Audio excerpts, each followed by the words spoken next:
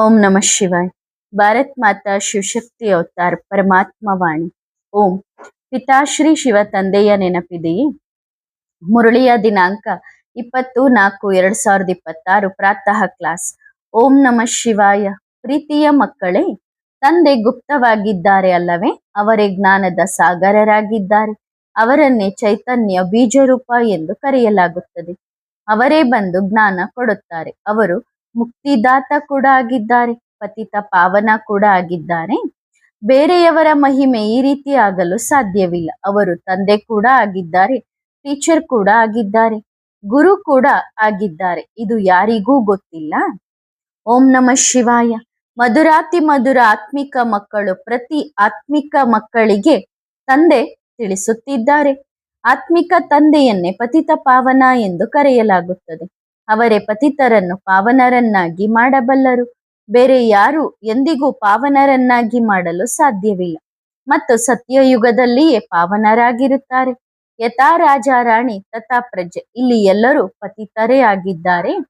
ಪತಿತ ಪಾವನ ಎಂದು ಒಬ್ಬರಿಗೆ ಮಾತ್ರ ಹೇಳಲಾಗುತ್ತದೆ. ನೀವೆಲ್ಲರೂ ಒಬ್ಬ ಪತಿತ ಪಾವನ ತಂದೆಯ ವಿದ್ಯಾರ್ಥಿಗಳಾಗಿದ್ದೀರಿ. ಪತಿತರಿಂದ ಪಾವನರಾಗಲು ಇಲ್ಲಿಗೆ ಬಂದಿದ್ದೀರಿ. ಇಂತಹ ಬೇರೆ ಯಾವುದೇ ವಿದ್ಯಾರ್ಥಿಗಳು ಇರುವುದೇ ಇಲ್ಲ. ಅವರು ಗಂಗಾ ನದಿಗೆ ಹೋಗುತ್ತಾರೆ. ಬುದ್ಧಿಯಲ್ಲಿ ಗಂಗಾ ನದಿಯ ನೀರೇ ಇರುತ್ತದೆ. ಇಂತಹ ವಿಚಾರವನ್ನು ಬೇರೆ ಯಾವುದೇ ಸತ್ಸಂಗದಲ್ಲಿಯೂ ಅರ್ಥ ಮಾಡಿಕೊಳ್ಳುವುದಿಲ್ಲ. ನಾವು ಇಲ್ಲಿ ಪಾವನರಾಗಲು ಕುಳಿತಿದ್ದೇವೆ ಎಂದು. ಮಕ್ಕಳಾದ ನಿಮಗೆ ಗೊತ್ತಿದೆ, ಪತಿತ ಪಾವನ ಒಬ್ಬ ತಂದೆಯಾಗಿದ್ದಾರೆ. ಇವರೂ ಸಹ ಪತಿತರಾಗಿದ್ದಾರೆ. ಅವರು ವಿಷ್ಣು ಪಾವನರಾಗಿದ್ದಾರೆ. ಈ ಚಿತ್ರವು ಅನಾದಿಯಾಗಿದೆ. ವಿಷ್ಣುವೇ ಬ್ರಹ್ಮ, ಬ್ರಹ್ಮನೇ ವಿಷ್ಣು. ವಿಷ್ಣು ಪಾವನ, ಬ್ರಹ್ಮ ಪತಿತ. ಪತಿತ ಬ್ರಹ್ಮನೇ ವಿಷ್ಣು ಪಾವನ ಆಗುತ್ತಾರೆ. ಇವರನ್ನು ಪಾವನ ಎಂದು ಹೇಳುವುದಿಲ್ಲ. ಅಂದ್ರೆ ಬ್ರಹ್ಮ ತಂದೆ ಈಗ ಪಾವನ ಎಂದು ಹೇಳಕ್ಕಾಗೋದಿಲ್ಲ. ಇವರಲ್ಲಿ ಪಾವನರನ್ನಾಗಿ ಮಾಡುವವರು ನಿಮಗೆ ಕಲಿಸುತ್ತಾರೆ. ಹೇ ಆತ್ಮರೇ, ನನ್ನೊಂದಿಗೆ ಬುದ್ಧಿಯ ಯೋಗವನ್ನು ಜೋಡಿಸಿರಿ. ಬೇರೆ ಯಾವುದೇ ಸತ್ಸಂಗದಲ್ಲಿ ಯಾರ ಬುದ್ಧಿಯಲ್ಲಿಯೂ ನಾವು ಪಾವನರಾಗುತ್ತಿದ್ದೇವೆ ಎಂಬ ಈ ವಿಚಾರವು ಇರುವುದಿಲ್ಲ. ಇಲ್ಲಿ ಮಕ್ಕಳಿಗೆ ಈ ಶಿಕ್ಷಣ ಸಿಗುತ್ತದೆ. ಮನೆಯಲ್ಲಿ ಕುಳಿತಿದ್ದರೂ ತಮ್ಮನ್ನು ಆತ್ಮ ಎಂದು ತಿಳಿದು ತಂದೆಯನ್ನು ನೆನಪು ಮಾಡುತ್ತೀರಿ. ತಂದೆ ಡೈರೆಕ್ಷನ್ಸ್ ಕೊಡುತ್ತಾರೆ. ತಂದೆಯಾದ ನನ್ನೊಬ್ಬನನ್ನೇ ನೆನಪು ಮಾಡಿರಿ. ಎಲ್ಲಿಗೆ ಹೋದರೂ ತಮ್ಮನ್ನು ಆತ್ಮ ಎಂದು ತಿಳಿದು ಪಾವನರಾಗಲು ತಂದೆಯನ್ನು ನೆನಪು ಮಾಡಿರಿ. ವಿದೇಶದಲ್ಲಿಯೂ ಇರುತ್ತಾರಲ್ಲವೇ? ಗಂಧರ್ವ ವಿವಾಹ ಮಾಡಿಕೊಂಡಿರುವ ಒಂದು ದಂಪತಿ ಇದ್ದಾರೆ ಮತ್ತು ಅಲ್ಲಿ ಅವರಿಗೆ ಒಂದೇ ಗುಂಗು ಇದೆ. ಪಾವನರನ್ನಾಗಿ ಬೇರೆಯವರನ್ನು ಪಾವನರನ್ನಾಗಿ ಮಾಡಬೇಕು. ಗುರಿ ಉದ್ದೇಶ ಇದೇ ಆಗಿದೆ. ನಾವು ಈ ದೇವತೆಯಾಗಬೇಕು. ಏಕೆಂದರೆ ನಿಮಗೆ ಗೊತ್ತಿದೆ, ಬ್ರಹ್ಮನೇ ವಿಷ್ಣು. ಹಾಗಾಗಿ ಬ್ರಹ್ಮನ ಮಕ್ಕಳಾದ ನೀವೂ ಸಹ ಹಾಗೆಯೇ ಆಗಿದ್ದೀರಿ. ಬ್ರಹ್ಮ ತಂದೆ ಹೇಳುತ್ತಾರೆ ತತತ್ವಂ, ನೀವೂ ಸಹ ಪವಿತ್ರರಾಗುತ್ತೀರಿ. ನಾರಾಯಣರಾಗುವುದಕ್ಕಾಗಿ ಪವಿತ್ರರಾಗುತ್ತೀರಿ. ನೀವು ಸಹ ಹೇಳುತ್ತೀರಿ, ಬಾಬಾ ನೀವು ಹೇಗೆ ಬ್ರಹ್ಮನಿಂದ ನಾರಾಯಣರಾಗುತ್ತೀರೋ, ನಾವು ಸಹ ನಿಮ್ಮ ಮಕ್ಕಳಾದ ಬ್ರಾಹ್ಮಣರು ಬಾಬಾರವರನ್ನು ನೆನಪು ಮಾಡಿ ನಾವು ನಾರಾಯಣರಾಗುತ್ತೇವೆ. ಇದು ಬಹಳ ಸಹಜವಾಗಿದೆ ಅಲ್ಲವೇ? ಇದನ್ನು ಮರೆಯಬಾರದು. ಆದರೆ ಮಾಯೆಯೂ ಸಹ ಪೂರ್ಣ ಯುದ್ಧ ಮಾಡುತ್ತದೆ. ಬಾಕ್ಸಿಂಗ್ ಆಗಿದೆ ಅಲ್ಲವೇ? ತಂದೆ ಹೇಳುತ್ತಾರೆ, ಎಲ್ಲಿಗೆ ಹೋದರೂ ಗುರಿಯಂತೂ ಸಿಕ್ಕಿದೆ. ತಂದೆಯನ್ನು ನೆನಪು ಮಾಡಬೇಕು. ತಂದೆ ಆತ್ಮರಿಗೆ ತಿಳಿಸುತ್ತಾರೆ, ಶರೀರವಂತೂ ವಿನಾಶಿಯಾಗಿದೆ. ಇದೇ ಸಮಯವಾಗಿದೆ.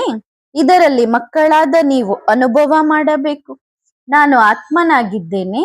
ಏನಾಗಿದ್ದೇನೆ, ಹೇಗಿದ್ದೇನೆ, ಇದನ್ನು ಸಹ ತಂದೆ ತಿಳಿಸುತ್ತಾರೆ. ಇಂತಹ ತಂದೆಯನ್ನು ಕಲ್ಲು ಮಣ್ಣುಗಳಲ್ಲಿ ಸೇರಿಸಿದ್ದಾರೆ. ಹಾಗಾಗಿ ಸ್ವತಃ ತಾವೇ ಕಲ್ಲು ಬುದ್ಧಿಯವರಾದರಲ್ಲವೇ? ನಂತರ ಆ ಬೇಹದ್ದಿನ ತಂದೆಯೇ ಬಂದು ಕಲ್ಲು ಬುದ್ಧಿಯಿಂದ ಪಾರಸ ಬುದ್ಧಿಯನ್ನಾಗಿ ಮಾಡುತ್ತಾರೆ. ತಂದೆ ಏನು ಮಕ್ಕಳಿಗೆ ತಿಳಿಸುತ್ತಾರೆಯೋ ಅದನ್ನು ಮತ್ತೆ ಧಾರಣೆ ಮಾಡಿಕೊಳ್ಳಬೇಕು. ಬೇರೆ ಯಾವುದೇ ಸತ್ಸಂಗ ಮುಂತಾದವುಗಳಲ್ಲಿ ಇಂತಹ ತಂದೆಯನ್ನು ನೆನಪು ಮಾಡುತ್ತಿರಲಿಲ್ಲ. ನಿಮಗೆ ಗೊತ್ತಿದೆ, ತಂದೆಯನ್ನು ನೆನಪು ಮಾಡುವುದರಿಂದ ನಾವು ಮನುಷ್ಯರಿಂದ ದೇವತೆಗಳು ಪಾವನರಾಗುತ್ತೇವೆ. ಹಳೆಯ ಪ್ರಪಂಚ ಸಮಾಪ್ತಿಯಾಗುತ್ತದೆ, ಹೊಸ ಪ್ರಪಂಚ ಶುರುವಾಗುತ್ತದೆ. ಹೊಸ ಪ್ರಪಂಚಕ್ಕಾಗಿ ಅಂತೂ ಅವಶ್ಯವಾಗಿ ದೇವತೆಗಳು ಬೇಕಲ್ಲವೇ? ಶಾಸ್ತ್ರಗಳಲ್ಲಿ ಸುಳ್ಳು ಕಥೆಗಳನ್ನು ಸೇರಿಸಿದ್ದಾರೆ. ಸತ್ಯವಾದ ತಂದೆಯೇ ಸತ್ಯವನ್ನು ತಿಳಿಸುತ್ತಾರೆ. ಅವರಂತೂ ತಂದೆಯ ಬಗ್ಗೆ ತಿಳಿದುಕೊಂಡೇ ಇಲ್ಲ, ಆದ್ದರಿಂದ ಅನಾಥರಾಗುತ್ತಾರೆ.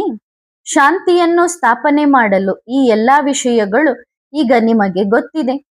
ವಿಶ್ವದಲ್ಲಿ ಆ ಜನರು ಎಷ್ಟೊಂದು ಖರ್ಚು ಮಾಡುತ್ತಾರೆ, ವಿಶ್ವದಲ್ಲಿ ಶಾಂತಿಗಾಗಿ ಅಲೆದಾಡುತ್ತಾರೆ. ಎಲ್ಲರೂ ಪರಸ್ಪರ ಸೇರಿ ಒಂದಾಗಬೇಕು ಎಂದು ತಿಳಿದುಕೊಳ್ಳುತ್ತಾರೆ. ಈಗ ನೀವು ಅರ್ಥ ಮಾಡಿಕೊಳ್ಳುತ್ತೀರಿ, ನಾವೆಲ್ಲ ಆತ್ಮರುಗಳು ಹೇಗೆ ಶಾಂತಿಧಾಮಕ್ಕೆ ಹೊರಟು ಹೋಗುತ್ತೇವೆ ಎಂದು. ನಾವು ಸಹೋದರರಾಗಿದ್ದೇವೆ. ನಂತರ ನಾವು ಬರುತ್ತೇವೆ ಹೊಸ ಪ್ರಪಂಚದಲ್ಲಿ ಪಾತ್ರ ಅಭಿನಯಿಸಲು. ಅಲ್ಲಿ ವಿಶ್ವದಲ್ಲಿ ಶಾಂತಿ ಇರುತ್ತದೆ. ಇಲ್ಲಂತೂ ವಿಶ್ವದಲ್ಲಿ ದುಃಖವಿದೆ ಅಲ್ಲವೇ? ಎಷ್ಟೊಂದು ಹೊಡೆದಾಟ, ಬಡಿದಾಟ ಮುಂತಾದವುಗಳಿವೆ. ಆದರೆ ಕಲ್ಲು ಬುದ್ಧಿಯವರಾಗಿರುವ ಕಾರಣ ವಿಶ್ವದಲ್ಲಿ ಶಾಂತಿ ಇತ್ತು ಎನ್ನುವುದನ್ನು ಸಹ ತಿಳಿದುಕೊಂಡಿಲ್ಲ. ತಂದೆ ಮಕ್ಕಳಾದ ನಿಮಗೆಲ್ಲರಿಗೂ ತಿಳಿಸುತ್ತಾರೆ, ಹೀಗೆ ಹೀಗೆ ತಿಳಿಸಿರಿ ಎಂದು. 5000 ವರ್ಷಗಳ ಹಿಂದೆ ವಿಶ್ವದಲ್ಲಿ ಶಾಂತಿ ಇತ್ತು. ಪ್ರತಿಯೊಂದು ವಿಷಯವು ಬುದ್ಧಿಯಲ್ಲಿರಬೇಕು. ಆದರೆ ದೇಹಾಭಿಮಾನದ ಕಾರಣ ಎಲ್ಲವನ್ನು ಮರೆತು ಬಿಡುತ್ತಾರೆ. ಬಲೆ ಒಳ್ಳೊಳ್ಳೆಯ ದೊಡ್ಡ ದೊಡ್ಡ ಮಹಾರಥಿಗಳಾಗಿದ್ದಾರೆ. ಆದರೆ ನೆನಪಿನ ಯಾತ್ರೆ ಇಲ್ಲದಿದ್ದರೆ ಪಾಯಿಂಟ್ಸ್ ಎಲ್ಲವನ್ನು ಮರೆತು ಬಿಡುತ್ತಾರೆ. ವಾಸ್ತವದಲ್ಲಿ ಜ್ಞಾನ ಬಹಳ ಸಹಜವಾಗಿದೆ. ಇಂದಿನಿಂದ 5000 ವರ್ಷಗಳ ಹಿಂದೆ ಸ್ವರ್ಗ ಅಥವಾ ವಿಶ್ವದಲ್ಲಿ ಶಾಂತಿ ಇತ್ತು ಅಥವಾ ಸ್ವರ್ಗವಿತ್ತು. ಸ್ವರ್ಗದಲ್ಲಂತೂ ಅವಶ್ಯವಾಗಿ ಶಾಂತಿಯೇ ಇರುತ್ತದೆ. ಅಲ್ಲಿ ಇರುವುದೇ ಒಂದು ಧರ್ಮ. ಯಾರಾದರೂ ವಿಶ್ವದಲ್ಲಿ ಶಾಂತಿ ಬೇಕು ಎಂದು ಹೇಳಿದರೆ ಅವರಿಗೆ ಹೇಳಿರಿ, ವಿಶ್ವದಲ್ಲಿ ಶಾಂತಿ. ಹಾಗಾದರೆ ಬನ್ನಿ ತೋರಿಸುತ್ತೇವೆ. ಇವರ ರಾಜ್ಯದಲ್ಲಿ ವಿಶ್ವದಲ್ಲಿ ಶಾಂತಿ ಇತ್ತು. ಈಗ ಆ ಶಾಂತಿ ಮತ್ತೆ ಸ್ಥಾಪನೆಯಾಗುತ್ತಿದೆ. ಸಂಪೂರ್ಣ ಸಂಗಮ ಯುಗಕ್ಕೆ ಕರೆದುಕೊಂಡು ಹೋಗಿ. ಬಾಬಾ ಇದನ್ನೂ ಸಹ ಹೇಳುತ್ತಿರುತ್ತಾರೆ, ಸಂಗಮ ಯುಗವನ್ನು ಬಹಳ ಚೆನ್ನಾಗಿ ಮುಖ್ಯವಾಗಿ ಮಾಡಿ ತೋರಿಸಿರಿ. ಯಾರೇ ನೋಡಿದರೂ ಅವರಿಗೆ ತಿಳಿಸಿರಿ, ಈ ಕಡೆ ವಿಶ್ವದಲ್ಲಿ ಶಾಂತಿ ಇದೆ ಮತ್ತು ಈ ಕಡೆ ವಿಶ್ವದಲ್ಲಿ ಅಶಾಂತಿ ಇದೆ. ಬಟ್ಟೆಯ ಮೇಲೆ ಅಥವಾ ರ್ಯಾಗ್ಜಿನ್ ಮೇಲೆ ಮಾಡಿರುವ ಚಿತ್ರವಿದ್ದರೆ ಅದನ್ನು ರೋಲ್ ಮಾಡಿಕೊಂಡು ಎಲ್ಲಿಗೆ ಬೇಕಾದರೂ ತೆಗೆದುಕೊಂಡು ನೀವು ಹೋಗಬಹುದು. ಇದು ಸಂಗಮ. ಒಂದು ಕಡೆ ಶಾಂತಿ ಇದೆ, ಇನ್ನೊಂದು ಕಡೆ ಅಶಾಂತಿ ಇದೆ. ಮೇಲ್ಗಡೆ ಎಲ್ಲ ಆತ್ಮರುಗಳು ಇರುತ್ತಾರೆ, ಅದಂತೂ ಶಾಂತಿಧಾಮವೇ ಆಗಿದೆ. ಎಷ್ಟೊಂದು ಸಹಜವಾಗಿದೆ. ಚಿತ್ರವು ಹೀಗೆ ಮಾಡಿರಬೇಕು. ಅದನ್ನು ನೋಡಿ ಮನುಷ್ಯರು ಆಶ್ಚರ್ಯ ಪಡಬೇಕು. ಚಿತ್ರಗಳನ್ನ ನೋಡಿದ ತಕ್ಷಣ ಕೆಲವು ಮನುಷ್ಯರಿಗೆ ಆಶ್ಚರ್ಯ ಆಗಬೇಕು. ಆ ರೀತಿ ಚಿತ್ರಗಳನ್ನ ಮಾಡ್ರಿ. ನಾವು ವಿಶ್ವದಲ್ಲಿ ಶಾಂತಿಗಾಗಿ ಇಷ್ಟೊಂದು ತಲೆ ಕೆಡಿಸಿಕೊಳ್ಳುತ್ತಿರುತ್ತೇವೆ. ಈ ಬೇಬಿ ಅಂತೂ ಅಂದ್ರೆ ಮಕ್ಕಳಂತೂ ಬಹಳ ವಿಷಯಗಳನ್ನು ತಿಳಿಸುತ್ತಾಳೆ. ಬಾಬಾ ಹೇಳಿದ್ದಾರೆ, ಈ 2-3 ಚಿತ್ರಗಳು ವೃಕ್ಷ, ತ್ರಿಮೂರ್ತಿ, ಸೃಷ್ಟಿ ಚಕ್ರದ ಚಿತ್ರವೇ ಮುಖ್ಯವಾಗಿದೆ. ಇವುಗಳಲ್ಲಿ ಸಂಪೂರ್ಣ ಜ್ಞಾನ ಇದೆ. ವಿದೇಶದಲ್ಲಿಯೂ ನೀವು ಹೋಗಿ ಇದರ ಬಗ್ಗೆ ಚೆನ್ನಾಗಿ ತಿಳಿಸಬಹುದು. ಆದರೆ ಅಷ್ಟೊಂದು ನಿಶ್ಚಯ ಬುದ್ಧಿ ಧೈರ್ಯಶಾಲಿಗಳು ಒಬ್ಬರೂ ಆಗಿಲ್ಲ. ಬಾಬಾ ಅಂತೂ ಹೇಳುತ್ತಾರೆ, ನಾನು ಯಾರನ್ನಾದರೂ ಕಳುಹಿಸಬಲ್ಲೆ. ಇಂಗ್ಲಿಷ್ ಅಂತೂ ಕಲಿತಿರಬೇಕು. ಜೊತೆಯಲ್ಲಿ ಇಂಟರ್ಪ್ರಿಟರ್ ಅಂದ್ರೆ ಭಾಷೆಯನ್ನ ತರ್ಜಿಮೆ ಮಾಡುವಂತವರು, ಟ್ರಾನ್ಸ್ಲೇಟ್ ಮಾಡುವಂತವರು ಇದ್ದರೂ ಬಹಳ ಸೇವೆ ಮಾಡಬಹುದು. ಅವರಿಗೆ ಹೇಳಿ, ನಾವು ವಿಶ್ವದಲ್ಲಿ ಶಾಂತಿ ಹೇಗೆ ಆಗುತ್ತದೆ ಅದರ ದಾರಿಯನ್ನು ತೋರಿಸುತ್ತೇವೆ. ನಾಡಿ ನೋಡಿ ಒಳ್ಳೊಳ್ಳೆಯ ಅಧಿಕಾರಿಗಳಿಗೂ ಸಹ ಆಸಕ್ತಿ ಹಚ್ಚಬಹುದು. ಅಂದ್ರೆ ಅವ್ರಿಗೂ ಆಸಕ್ತಿ ಬರುವಂತೆ ಜ್ಞಾನ ಹೇಳ್ಬಹುದು. ನಾಡಿ ನೋಡುವುದರಿಂದಲೇ ಗೊತ್ತಾಗುತ್ತದೆ. ನೋಡೋಣ, ಇವರಿಗೆ ಗಾಡ್ ಫಾದರ್ ಮೇಲೆ ಪ್ರೀತಿ ಇದೆಯೇ ಎಂದು ನೋಡಿರಿ. ಪರಮಾತ್ಮ ತಂದೆಯಿಂದ ಈ ಸ್ವರ್ಗದ ಆಸ್ತಿ ಸಿಗುತ್ತದೆ. ಸ್ವರ್ಗವಂತೂ ಅವಶ್ಯವಾಗಿ ತಂದೆಯೇ ಸ್ಥಾಪನೆ ಮಾಡುತ್ತಾರಲ್ಲವೇ? ಆ ಗಾಡ್ ಫಾದರ್ ಲಿಬ್ರೇಟರ್ ಗೈಡ್ ಆಗಿದ್ದಾರೆ. ಹಾಗಾದರೆ ಅವಶ್ಯವಾಗಿ ಆ ತಂದೆ ಇಲ್ಲಿಗೆ ಬಂದಾಗಲೇ ನಮಗೆ ಗೈಡ್ ಮಾಡುತ್ತಾರೆ. ಆ ನಿರಾಕಾರ ಗಾಡ್ ಫಾದರ್ ನಮಗೆ ಸ್ವರ್ಗಕ್ಕೆ ಹೋಗುವ ದಾರಿಯನ್ನು ತೋರಿಸುತ್ತಿದ್ದಾರೆ. ನಾವು ಆ ಗಾಡ್ ಫಾದರ್ ಅವರನ್ನು ಭೇಟಿಯಾಗಲು ಹೋಗುತ್ತಿದ್ದೇವೆ. ಆಫೀಸರ್ ತಕ್ಷಣ ರಜೆ ಕೊಡುತ್ತಾರೆ, ಏಕೆಂದರೆ ಇದು ಆತ್ಮಿಕ ಶಕ್ತಿಯಾಗಿದೆ, ಅದು ಶಾರೀರಿಕ ಶಕ್ತಿಯಾಗಿದೆ.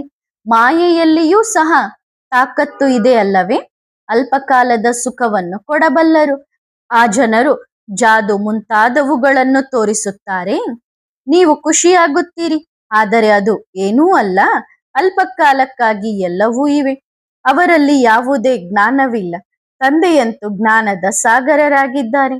ಆಫೀಸರ್ ಮುಂತಾದವರಿಗೆ ಜ್ಞಾನ ತಿಳಿಸಿದರೆ ಅವರೂ ಸಹ ಬಲಿಹಾರಿಯಾಗುತ್ತಾರೆ. ಬಹಳ ಗೌರವದಿಂದ ನಿಮ್ಮನ್ನು ನೋಡುತ್ತಾರೆ. ಬಲೆ ಆಫೀಸರ್ಸ್ ಎಂಬ ನಶೆ ಇರುತ್ತದೆ, ಆದರೆ ಆಂತರ್ಯದಿಂದ ನಿಮ್ಮನ್ನು ಗೌರವಿಸುತ್ತಾರೆ. ಅವರಿಗೆ ಹೇಳಿ, ಗಾಡ್ ಫಾದರ್, ಲಿಬ್ರೇಟರ್, ಗೈಡ್ ಹೇಗೆ ಆಗುತ್ತಾರೆ ಎಂದು ಅವರಿಗೆ ತಿಳಿಸಿರಿ. ಇದನ್ನು ತಿಳಿಸಿದಾಗ ಅವಶ್ಯವಾಗಿ ಇಲ್ಲಿಗೆ ಬರಬೇಕಾಗುತ್ತದಲ್ಲವೇ? ಮೇಲ್ಗಡೆ ಎಲ್ಲ ಆತ್ಮರುಗಳು ಮತ್ತು ತಂದೆ ಇರುತ್ತಾರೆ. ಪಾತ್ರ ಅಭಿನಯಿಸಲು ಎಲ್ಲರನ್ನೂ ಕಳುಹಿಸಿಕೊಡುತ್ತಾರೆ. ಇಲ್ಲಿಗೆ ಬಂದರೆ ಎಲ್ಲರೂ ಬಾಬಾ ಬಾಬಾ ಎಂದು ಹೇಳುತ್ತಿರುತ್ತಾರೆ. ನಿಮಗೆ ಗೊತ್ತಿದೆ, ಸ್ವರ್ಗದಲ್ಲಿ ಯಾರೂ ಸಹ ತಂದೆಯನ್ನು ನೆನಪು ಮಾಡುವುದಿಲ್ಲ, ಏಕೆಂದರೆ ಅಲ್ಲಿ ತಂದೆಯಿಂದ ಸುಖದ ಆಸ್ತಿ ಸಿಗುತ್ತದೆ. ತಂದೆಯ ನೆನಪು ಬರುವ ಅಗತ್ಯ ಇಲ್ಲ. ನಂತರ ಯಾವಾಗ ರಾವಣನ ರಾಜ್ಯದಲ್ಲಿ ದುಃಖಿಗಳಾಗುತ್ತಾರೆಯೋ ಆಗ ತಂದೆಯನ್ನು ನೆನಪು ಮಾಡುತ್ತಾರೆ. ಈಗ ನೀವು ಅರ್ಥ ಮಾಡಿಕೊಳ್ಳುತ್ತೀರಿ.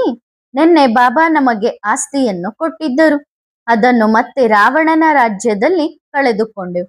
ನಿನ್ನೆ ಮತ್ತು ಇಂದಿನ ಮಾತಾಗಿದೆ. ನಾವು ನಿನ್ನೆ ದೇವತೆಗಳಾಗಿದ್ದೆವು, ಇಂದು ಅಸುರರಾಗಿದ್ದೇವೆ. ಇಂದು ಅಸುರರಾಗಿದ್ದೇವೆ, ಮತ್ತೆ ನಾಳೆ ದೇವತೆಗಳಾಗುತ್ತೇವೆ. ಈ ಬ್ರಹ್ಮ ಮತ್ತು ಮನುಷ್ಯರಾಗಿದ್ದಾರಲ್ಲವೇ, ಇವರನ್ನು ದೇವತೆ ಎಂದು ಹೇಳಲು ಸಾಧ್ಯವಿಲ್ಲ. ದೇವತೆಗಳು ಇರುವುದೇ ಸತ್ಯಯುಗದಲ್ಲಿ. ಬ್ರಹ್ಮನ ಚರಿತ್ರೆಯೂ ಸಹ ಬೇಕು. ಬ್ರಹ್ಮನನ್ನೂ ಸಹ ಗುಪ್ತ ಮಾಡಿದ್ದಾರೆ, ಹಾಗಾಗಿ ಶಿವನನ್ನು ಸಹ ಗುಪ್ತ ಮಾಡಿದ್ದಾರೆ. ಬಾಬಾ ಕೂಡ ಇಲ್ಲ, ಜುಟ್ಟು ಸಹ ಇಲ್ಲ. ಅಂದ್ರೆ ವಿಷ್ಣುವಿನ ವಿರಾಟ ರೂಪದಲ್ಲಿ ದೇವತೆಗಳನ್ನ, ಕ್ಷತ್ರಿಯರನ್ನ ಎಲ್ಲರನ್ನ ತೋರಿಸಿದ್ದಾರೆ, ಆದ್ರೆ ಬಾಬನನ್ನು ಮತ್ತು ಜುಟ್ಟಿನ ಸಮಾನ ಬ್ರಾಹ್ಮಣರನ್ನು ತೋರಿಸಿಲ್ಲ. ಇವು ಬಹಳ ಸೂಕ್ಷ್ಮವಾದ ಗುಪ್ತ ವಿಷಯಗಳಾಗಿವೆ. ತಂದೆಯು ಗುಪ್ತರಾಗಿದ್ದಾರಲ್ಲವೇ, ಅವರೇ ಜ್ಞಾನದ ಸಾಗರರಾಗಿದ್ದಾರೆ. ಅವರನ್ನೇ ಚೈತನ್ಯ ಬೀಜರೂಪ ಎಂದು ಕರೆಯಲಾಗುತ್ತದೆ. ಅವರೇ ಬಂದು ಜ್ಞಾನ ಕೊಡುತ್ತಾರೆ. ಅವರು ಲಿಬ್ರೇಟರ್ ಕೂಡ ಆಗಿದ್ದಾರೆ, ಅಂದ್ರೆ ನಮ್ಮನ್ನ ಬಿಡುಗಡೆ ಮಾಡುವಂತ ದಾತ ಕೂಡ ಆಗಿದ್ದಾರೆ, ಪತಿತ ಪಾವನ ಕೂಡ ಆಗಿದ್ದಾರೆ. ಬೇರೆಯವರಿಗೆ ಈ ರೀತಿ ಮಹಿಮೆ ಮಾಡಲು ಸಾಧ್ಯವಿಲ್ಲ. ಅವರು ತಂದೆ ಕೂಡ ಆಗಿದ್ದಾರೆ, ಟೀಚರ್ ಕೂಡ ಆಗಿದ್ದಾರೆ, ಗುರು ಕೂಡ ಆಗಿದ್ದಾರೆ. ಇದು ಯಾರಿಗೂ ಗೊತ್ತಿಲ್ಲ.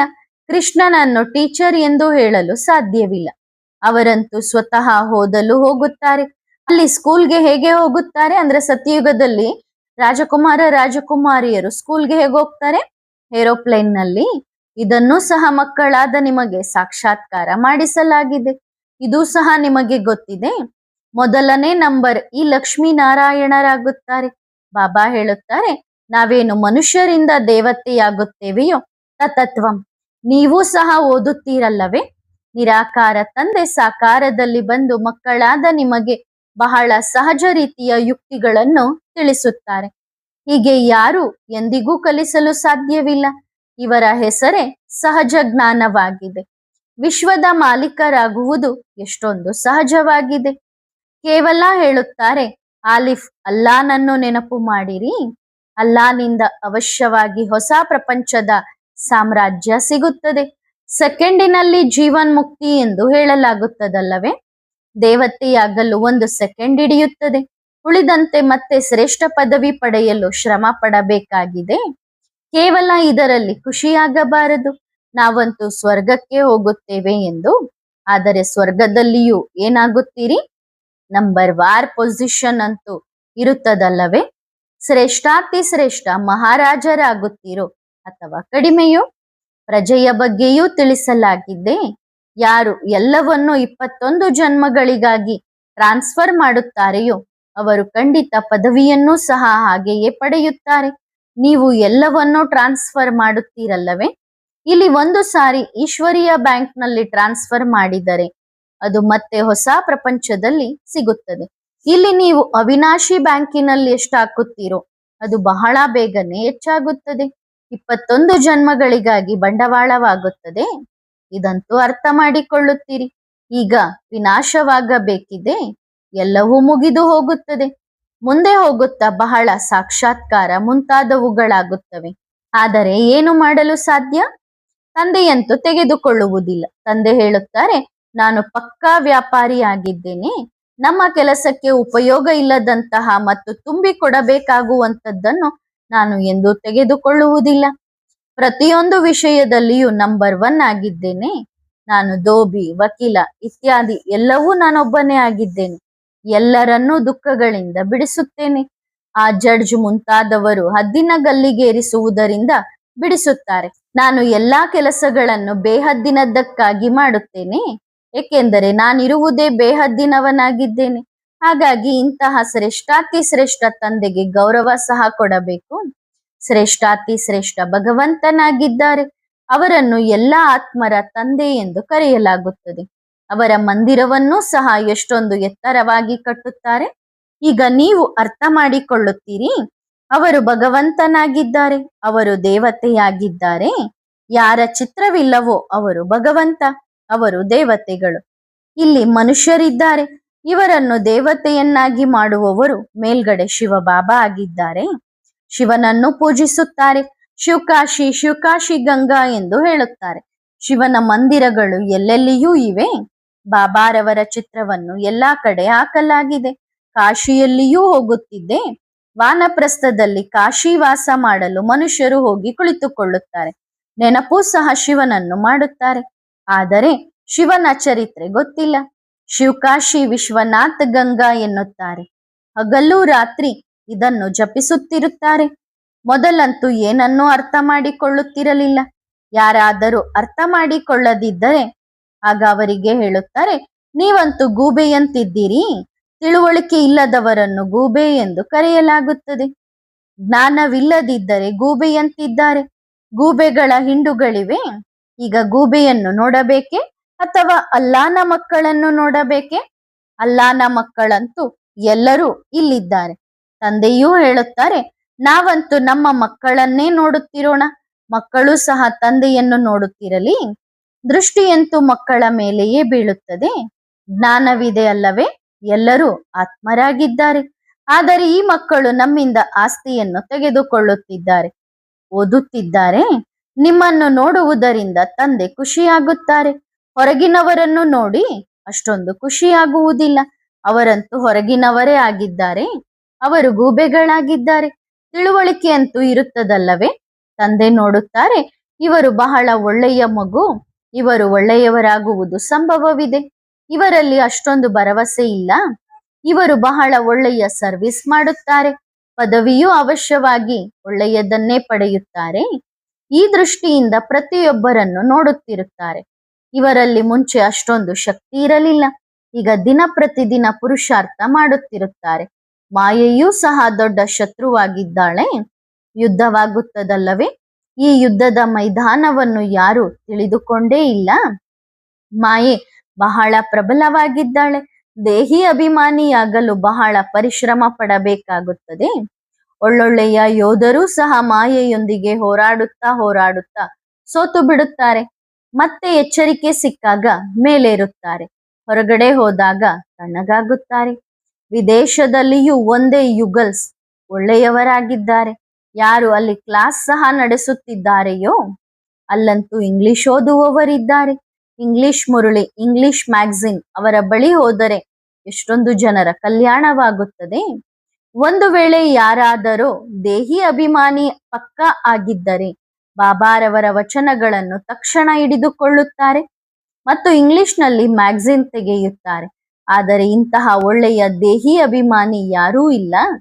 ಇಂಗ್ಲಿಷ್ನಲ್ಲಿ ಟ್ರಾನ್ಸ್ಲೇಟ್ ಮಾಡಲು ಯಾವುದೇ ತಡವಾಗುವುದಿಲ್ಲ. ಸಂಪೂರ್ಣ ಮ್ಯಾಗಝಿನ್ ಅನ್ನು ಇಂಗ್ಲಿಷ್ನಲ್ಲಿ ತೆಗೆಯಲಿ, ಅವರಿಗೆ 1000 ರೂಪಾಯಿ ಬಹುಮಾನವನ್ನು ಸಹ ಕೊಡಬಹುದು. ಬಹುಮಾನವಂತೂ ಬಾಬಾ ವೈಕುಂಠದ ಮಾಲೀಕತನವನ್ನು ಕೊಡುತ್ತಾರೆ. ಆದರೆ ಮೆಚ್ಚುಗೆ ಸಿಗುತ್ತದಲ್ಲವೇ? ಬಹಳಷ್ಟು ಇಂಗ್ಲಿಷ್ ಓದಿದರೆ ಬಹಳಷ್ಟು ಜನರ ಆಶೀರ್ವಾದ ಸಿಗುತ್ತದೆ.